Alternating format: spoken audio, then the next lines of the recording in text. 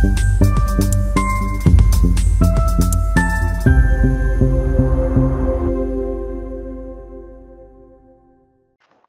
जिला परिषद निर्माण विभाग के अंतर्गत सुरक्षित बेरोजगार अभियंताओं के कार्य हेतु ई टेंडर में अवैध नियम और शर्तों को हटाए। सिविल याचिका में कहा गया कि जिला परिषद निर्माण विभाग जिला परिषद चंद्रपुर के तहत शिक्षित बेरोजगार इंजीनियरों के लिए आरक्षित कार्यों में अवैध नियम और शर्तें लगाई गई हैं जो पहले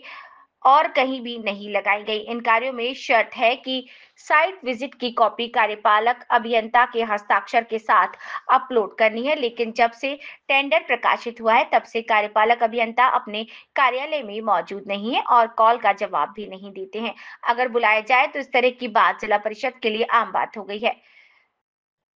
और अब इंजीनियर का काम किसी तरह से स्थापित कर कुछ खास लोगों को दिया जा रहा है। इस बयान से हमारी एक ही मांग है कि इस संबंध में दी गई कार्यसूची को दोबारा से टेंडर करके निकाला जाए और अवैध नियम व शर्तों को हटाया जाए।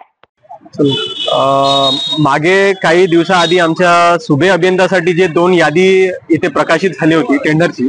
त्या यादीसाठी विषय असा होता की एक्झिक्युटिव्ह इंजिनियर आपल्या जिल्हा परिषदचे यांनी एक अमान्य अशी अट टाकली होती त्याच्यामध्ये,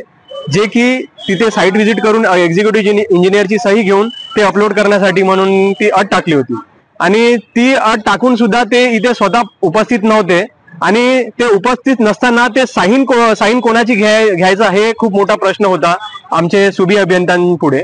तर त्याच्या संदर्भात म्हणून आम्ही मागच्या महिन्यामध्ये म्हणजे ऑक्टोबरमध्ये आपले जिल्ह्याचे जिल्हाधिकारी साहेबांना भेटून त्या विषयाबद्दल चर्चा केली व आचारसंहिता संपल्यानंतर याबद्दलची आपण गांभीर्याने लक्ष देऊ असं त्यावेळेस आपले जिल्हाधिकारी साहेबांनी सांगितलं होतं। त्याच्यासाठीच म्हणून आता राज्य अभियंता संघटनेने आज दिनांक 27 नोव्हेंबरला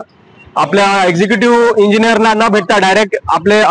जिल्हाधिकारी साहेबांना भेटून त्या संदर्भात सविस्तर चर्चा केली व जिल्हाधिकारी साहेबांनी आपल्याला सीओ साहेबांना भेटण्याकरिता सांगितलं होतं आणि त्याच्यासाठी म्हणून आज आम्ही इथे जमा झालो सगळ्या अभियंता संघटनाचे आमचे सगळे अभियंते व याबद्दल चर्चा केली व पॉझिटिव्हली आपले सीओ साहेबांनी याच्याबद्दल ते टेंडर एक्सटेंड करून